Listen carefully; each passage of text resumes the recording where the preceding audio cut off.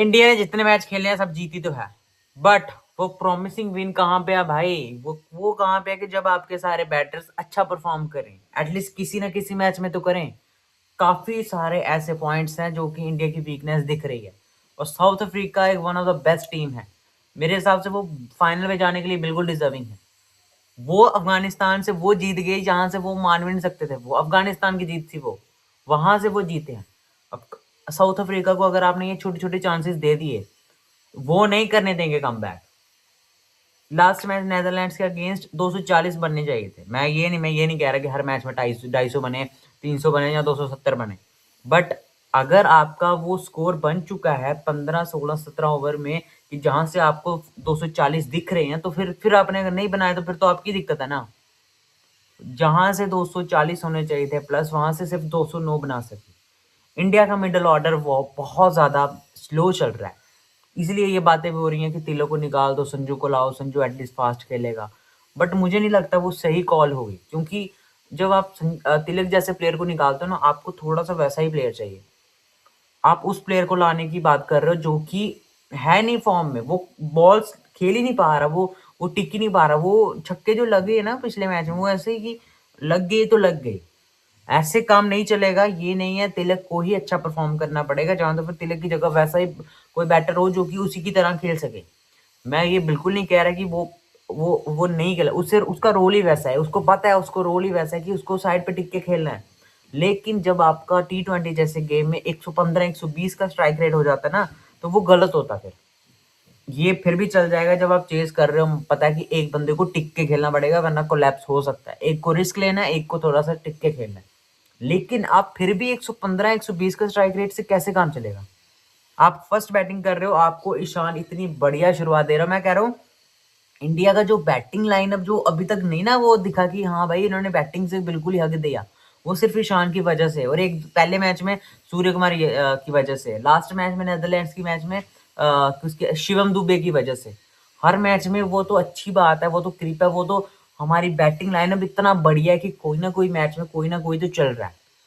But ऐसा नहीं होगा ना फिर कि आप, अब ये तीन तीन बंदों के अलावा कौन ही किया, किसने किया वैसा परफॉर्म?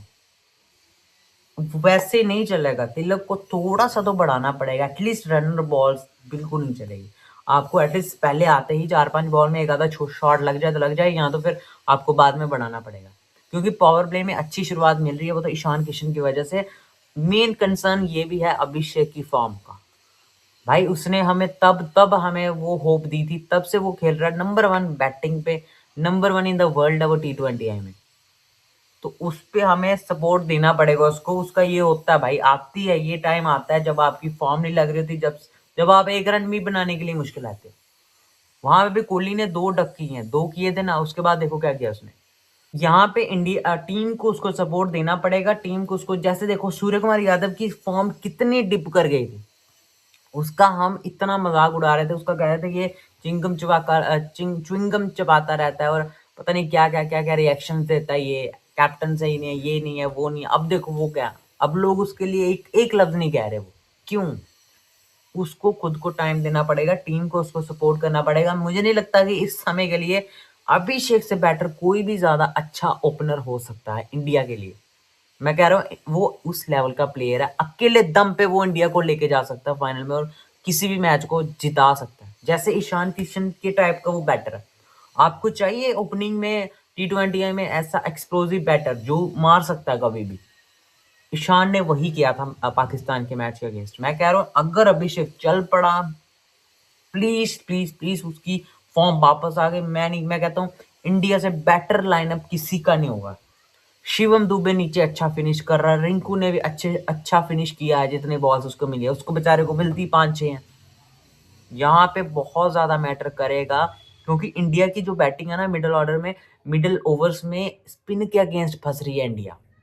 आपको स्पिन के अगेंस्ट फंसा रही है अभी। क्या कहते हैं, ऑफ स्पिनर में अगेंस्ट वो अभिषेक फंस रहा है। अब देखना मार्करम शुरुआत करेगा, मार्करम फर्स्ट ओवर ट्राई करेगा, क्योंकि उसको पता है उसको रन पड़े हैं, उसने पिछले 2 मैच में एक एक ओवर डाला, 14-15 रन पड़े हैं उसको अफगानिस्तान और न्यूजीलैंड के खिलाफ।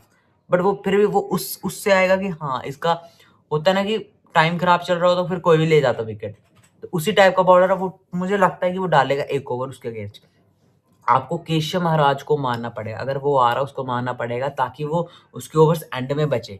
जब आए शिवम दुबे और हार्दिक पांड्या, बहुत ज़्यादा बढ़िया हो जाएगा। अगर शिवम दुबे के अगेंस्ट सामने उसको अगर एक ओवर में मिल गया ना केशव महाराज का, वो मैं कह रहा हूँ 15 से 20 रन वो मजे से बना सकता है। तो ये है, बैटिंग में कुछ दिक्कतें हैं बट कोई बात नहीं, इंडिया जानता है कैसे उस पर काम करना, वो मुझे लगता है पक्का कर लेगी। मैं चाहता हूँ इस मैचेस में आज के मैच में मैं जिनको चाहता कि परफॉर्म करे वो चाहिए मुझे, एक अभिषेक शर्मा प्लीज अच्छा परफॉर्म करे, और एक तिलक एटलीस्ट 50 प्लस का स्कोर करे, एटलीस्ट 140 150 के स्ट्राइक रेट से। उससे ज़्यादा मैं उससे एक्सपेक्ट भी नहीं कर रहा, और मैं नहीं चाहता कि वो उतना रिस्क ले ताकि वो आउट हो जाए जल्दी। उसका रोल ही वैसा है, और उन्होंने बहुत अच्छा रोल निभाया था पाकिस्तान के अगेंस्ट। देखा ना, वो 100 रन भी नहीं बना पा रहे थे, एट द एंड वो लास्ट ओवर में छक्के लगे, चौका ऐसे फ्री के रन दे दिए, इसलिए वो 114 तक पहुंचे। तो मेरे हिसाब से तिलक और अभिषेक को खुद को टाइम देना चाहिए, और मुझे लगता है कि सूर्य कुमार यादव 3 पे आ सकता है। अब उनकी बॉलिंग की बात करें, मेरे हिसाब से सबसे ज़्यादा खतरनाक 2 है उनकी तरफ से। एक है जॉनसन और दूसरा है लुंगी एनगिडी। लुंगी एनगिडी का जो वो स्लोअर बॉल है, बहुत ज़्यादा इफेक्टिव है, बहुत ज़्यादा खतरनाक है। और मैं कह रहा हूँ, अगर अगर अगर सूर्य कुमार यादव ने उसके अगेंस्ट सुपला या जो भी शॉट मारता, वो पिकअप शॉट्स, अगर वो मारने गया और वो स्लोअर बॉल निकली, वहां पे पक्का फंसेगा सूर्य कुमार यादव। वहां पे उसको स्मार्टली खेलना पड़ेगा, तिलक को भी उसके अगेंस्ट अच्छा परफॉर्म करना पड़ेगा, क्योंकि उसके अगेंस्ट उसका है पहले स्ट्राइक रेट कम है, और उसके अगेंस्ट उसको मारने में और दिक्कत आएगी। सेकंड, फिर उसके बाद जॉनसन है जो वो नक्कल बॉल लेके आया, उस हाइट से सोचो, इतनी अच्छी उसकी इतनी लंबी हाइट है।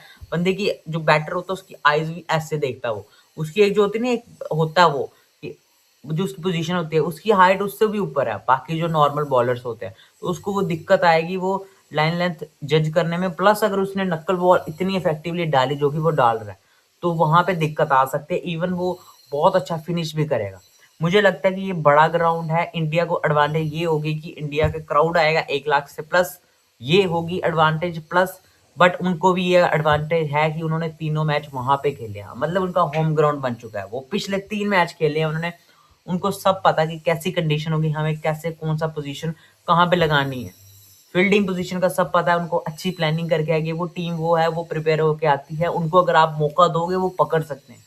चोक वो करते हैं, लेकिन मुझे नहीं लगता कि इस बार करेंगे वो, हम उसके लिए वो नहीं कर सकते। तो हमें वेल प्रिपेयर्ड जाना पड़ेगा, आई होप सो। जो कि इंडिया का कंसर्न है, जो कि इंडिया का मुझे लग रहा है वीकनेसेस बन रही है, वहां पे अगर उसने अच्छा परफॉर्म कर दिया तो बहुत ज्यादा अच्छा होगा। जिम्बाब्वे बहुत ज्यादा अच्छा खेल रही है, उन्होंने श्रीलंका को हरा दिया, उन्होंने ऑस्ट्रेलिया को हरा दिया, उस वो वहां उस ग्रुप से निकले जहां से उनका निकलना मेरे हिसाब से बहुत मुश्किल था। किसी ने एक्सपेक्ट नहीं किया होगा कि ऑस्ट्रेलिया को पीछे छोड़ के वो आ जाएगी सुपर 8 में। तो अनबीटन है, वो लाएंगे वो, और उनके अगेंस्ट अच्छी क्रिकेट खेलनी पड़ेगी। वेस्ट इंडीज कुछ नहीं पता उनका, वो अपसेट कर सकती हैं, वो ऐसी टीम है, वो मारने को बहुत रन भी मार लेते हैं, कभी कभार उनसे सो भी नहीं बनता। उनके स्पिनर्स बहुत अच्छा परफॉर्म कर रहे हैं, इंडिया के अगेंस्ट उनको दिक्कत आ सकती है मेरे हिसाब से, आएगी नहीं, मैं चाहता हूँ नहीं आए, लेकिन आ सकती है। इस मैच में हार्दिक पांड्या और शिवम दुबे का बहुत ज़्यादा अच्छा परफॉर्म करना पड़ेगा, क्योंकि अगर ऊपर से विकेट गिरी तो उन पे प्रेशर आ सकता है, और उनको वो लेके खेलना पड़ेगा, ये लगता है मुझे। प्लस आपको क्या लगता है कि क्या हो सकता है इस मैच में, किस तरह की होगी, कितना स्कोर बन सकता है? और मुझे लगता है कि इंडिया को अगर अपॉर्चुनिटी मिली ऊपर से, अगर अच्छे रन बने, क्योंकि वो पिच अच्छी है, वो मारने वाली है, अगर रन बने तो उनको हाई थोड़े ज़्यादा रन के लिए जाना चाहिए, क्योंकि फिर वो एडवांटेज होती है, वो आपके पास एक्स्ट्रा कुशन होता है बॉलर्स के पास। मेरे हिसाब से वरुण को 4 ओवर डालने चाहिए, क्योंकि बंदे का कॉन्फिडेंस भी बढ़ता है, जो लेवल है उसका कैलिबर, तो मेरे हिसाब से वो 4 ओवर नहीं डाल रहा। अर्शदीप की भी बहुत ज़्यादा क्वालिटी बढ़ सकती है, मतलब कि इस मैच में उससे बहुत ज़्यादा एक्सपेक्टेड है। मार्करम को ऊपर से आउट करना ज़रूरी है मेरे हिसाब से। बुमराह तो बाकी बॉलिंग तो बिल्कुल ए प्लस चल रही है इस समय, उसमें मुझे नहीं लगता कोई दिक्कत आएगी। बस मेन दिक्कत है बैटिंग में, कुछ चीज़ें हैं जो उनको सुधार करनी पड़ेगी, बाकी तो बिल्कुल सही है। ये मैच में मेरे हिसाब से साउथ अफ्रीका के पास भी बहुत एडवांटेजेस हैं, तो ये मैच इतना इजी नहीं होगा इंडिया के लिए, अच्छी क्रिकेट खेलनी पड़ेगी तो ही होगा, और फील्डिंग बहुत अच्छी करनी पड़ेगी, अगर कैच छोड़ा तो नहीं। और अगर सेकंड बैटिंग आए, मतलब सेकंड बॉलिंग करनी पड़ी, तो आपको एक्स्ट्रा रन्स चाहिए, क्योंकि ड्यू का भी कोई पता नहीं होता। बाकी आपको ये वीडियो कैसी लगी ये प्लीज़ बता देना, और आपको क्या लगता है कि कौन ज़्यादा रन बनाएगा इस मैच में। और अगर आपको ऐसी वीडियोस अच्छी लगती है तो please do like share subscribe. Thank you for watching.